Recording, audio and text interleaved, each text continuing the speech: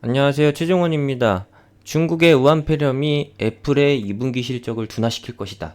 여기에 대해서 팩트체크를 해보는 시간이죠. 시작 전에 하단에 있는 구독과 따봉 버튼 눌러주시고 관련주와 자세한 내용은 본론에서 확인하시기 바랍니다. 그럼 시작합니다.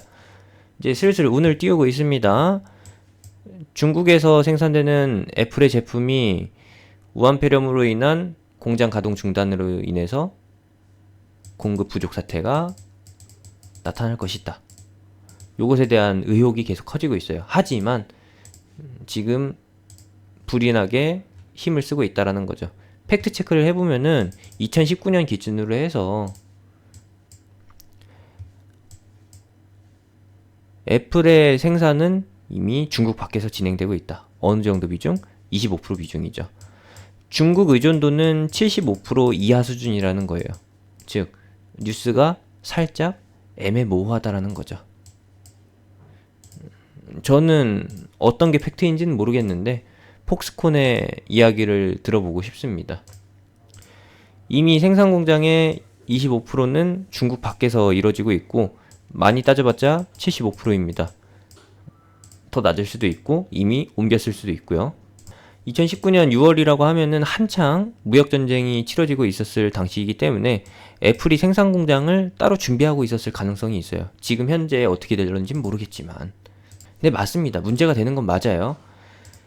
생산 공장이 다 가동 중단 상태인 거고 공급률이 살짝씩 떨어지기 시작했죠.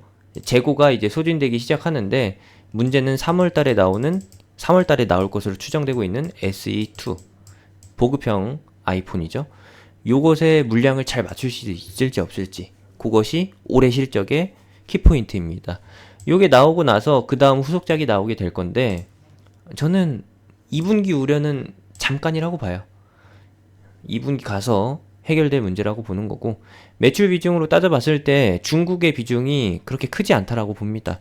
2019년도 실적을 보시게 되면은 918억 달러예요. 여기 보이시죠? 그리고 중국의 매출액은 135억 달러, 5억 불. 요거면은 전체 매출의 15% 수준이거든요.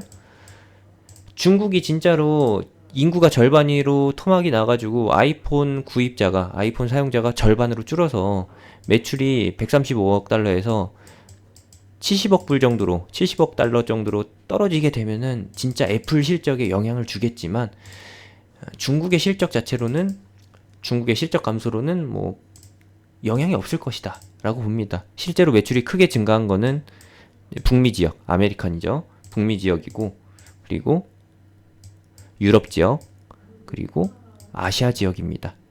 중국 외에 아시아 지역에서 늘어나는 매출이 훨씬 더 크다라는 거예요. 근데 일본은 왜 이러나요? 감소하네요. 일본이나 중국이나 크게 영향은 없을 거라고 보는데 생산 면에서는 제품을 공급하는 데 있어서는 문제가 될 수 있다라고 보고 있습니다. 아이폰을 생산하는 폭스콘에서 이제 불이 나게 정책을 펼치고 있죠. 공장 재가동은 돈에 환장한 중국인들에 의해서 수일 내에 돌아갈 것이라고 보고 있고 한국 기업들의 중국 공장 가동을 봤을 때는 이번 주 중에 계속 진행되고 있으니까 2월달 내에 재가동을 목표로 하고 있으니까 폭스콘을 비롯한 애플 제품 생산 공장도 곧 진행될 거라고 봅니다. 후베이성만 우한 지역만 가장 늦게 가동되는 것이지 다른 지역은 뭐 문제 없을 것이라는 거 보는 겁니다. 그리고 최근에 나온 제품을 따져보게 되면은 제품에 있는 부품 비중이 한국산으로 좀 크게 잡혀 있습니다. 과거로 비교해 보면은 아이폰 7, 8세대? 아니죠. 아이폰 6, 7 정도가 나왔을 때는 한국의 제품 비중이 13%였는데 최근 근래에 들어서는 X 시리즈 나온 이후로부터는 30%로 늘어났다. 디스플레이도 삼성 디스플레이, 그리고 배터리는 삼성 SDI, 그리고 메모리 관련된 거는 삼성전자, DRAM과 관련된 거는 삼성전자. 이렇게 해서 늘어나고 있다라는 거. 부품은 해외에서 조달하고 해외 기업에서 조달하고 조립만 중국에서 하고 있다라는 걸로 결론을 짓는 거고, 중국 외의 국가에다가 생산 시설을 이미 갖추고 있다라고 하면은 2분기까지만 애플의 실적 우려가 발생되는 거고 공급 차질 우려가 발생되는 거고 3분기부터는 정상적으로 돌아올 것이라는 거, 이렇게 보고 있습니다. 그럼 관련주는 방금 다 설명해 드렸잖아요. 애플에 들어가고 있는 배터리, 그리고 디스플레이, D램, 삼성전자 아니면은 뭐겠어요? 삼성 SDI죠. 배터리도 디스플레이도 다 삼성 SDI를 통해서 진행이 되는 거기 때문에 애플 관련주는 삼성 SDI라고 결론 지어서 보시면 되겠습니다. 제가 또 하나 추가시켜 드린 거는 자비스였죠. 자비스 같은 경우에는 에어팟에 들어가는 배터리를 검사하는 장비를 생산하고 있죠. 2차 하청이라고 보시면 되겠습니다. 요거는 이제 에어팟에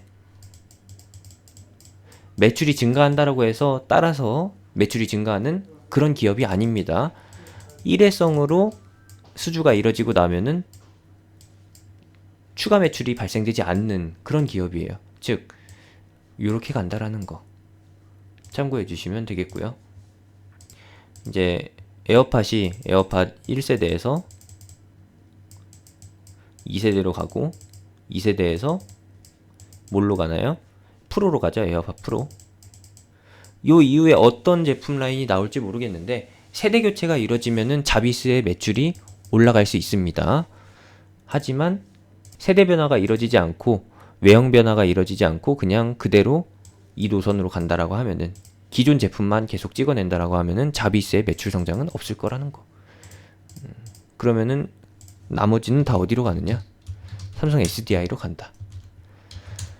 이렇게 보시면 되겠습니다. 뜬금없지만 결론. 우려는 맞습니다. 우려는 곧 현실이 됐는데 사실 현실에서 어떻게 결과물이 나타날지는 중요하지가 않아요. 시장이 원하는 거는 오로지 명분. 어떤 명분? 하락을 위한 명분. 하락 명분만 갖춰진다라고 하면은 그걸 기회로 삼아서 숏을 치는, 매도세로 차익을 챙겨가는 놈들이기 때문에 걱정이 이만저만이 아닙니다. 항상 그렇잖아요. 팩트와 관계없이 명분만 있으면, 이슈거리만 있으면, 걱정거리만 있으면 하락시키는 시장. 근데 이것도 곧 지나갑니다. 곧 지나간다라는 거 체크해 주시면 되겠고요. 우리가 봐야 할 거는 이제 미증시죠. 미증시에서 빵주라고 부르는 미국 증시를 끌어올리는 주요 기업의 주가가 과연 꺾이느냐 마느냐. 애플 같은 경우에는 이 A 중에 하나입니다. 하나는 아마존, 하나는 애플이라는 거죠. 애플이 5손가락 중에 한 손가락을 담당하고 있는데 애플이 엄지손가락이라고 말할 수는 없어요. 말씀드릴 수는 없지만 애플이 꺾인다라고 하면은 성장세, 요 각도가 조금 틀어지겠죠. 요거는 조금 너무 과하게 표시한 거고, 각도가 지금 요 정도로 진행이 되고 있죠. 여기가 하나, 둘, 셋 이렇게 따져본다라고 하면은 페이스북, 아마존, 그리고 애플, 넷플릭스, 구글 이렇게 따져봤을 때 하나가 꺾이게 되면은 각도가 조금 줄어들 겁니다. 요걸 줄이면 안 되겠네요.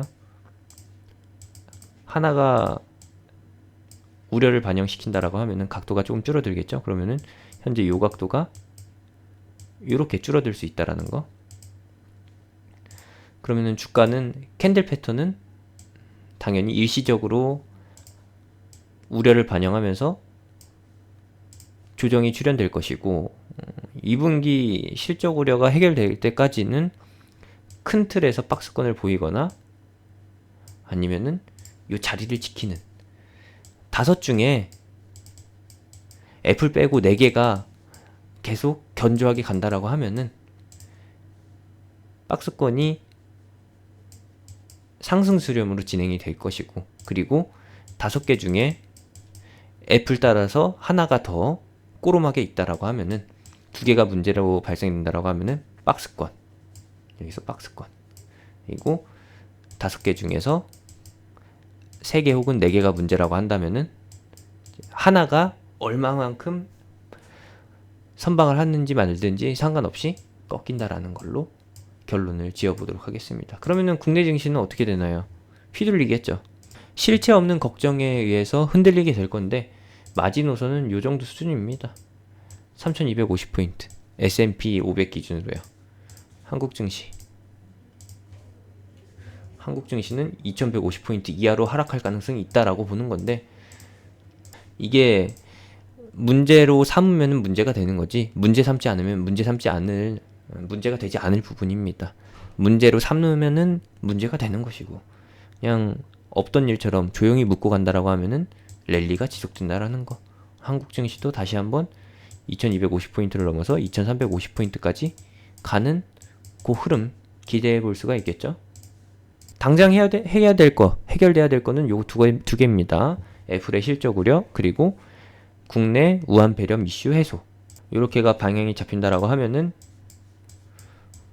요 방향성은 계속 유지된다는 것으로 알고 계시면 되겠습니다. 언제까지 갈진 몰라요. 하지만 매년 여름이 되면은 꺾인다라는 거, 요거까지만 참고하시고요. 마무리하도록 하겠습니다. 내용 중간중간에 사실 확인이 덜 된 부분도 있고 제가 미흡하게 준비한 부분도 있는데 최대한 여러분들한테 도움이 될 만한 내용으로만 추려서 요약해 본 거 감안해서 다시 봐주셨으면 하는 거고요. 애플 관련주가 그렇게 많지는 않지만 그래도 노려볼 만한 부분은 있겠죠? 꼭 애플이 아니더라도 종목은 많잖아요.